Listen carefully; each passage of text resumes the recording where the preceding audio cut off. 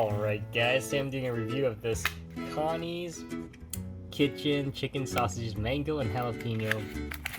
I got these on sale, and let's take a look. So if you look here, they are fully cooked, gluten-free, no added nitrates, no MSG. You look right on the side there. And let's look at the back. These are at Costco, so that's why there's like 3 packs in there.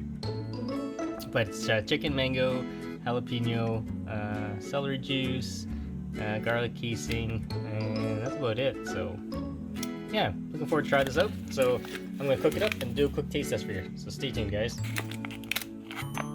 So here are the sausages all cooked up. So I'm gonna do a quick taste test right now. Okay, so there it is. Let's do a quick taste test.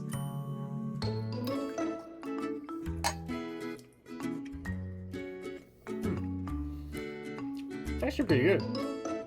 It's sweet tasting. It doesn't taste salty at all. It's got some spice to it.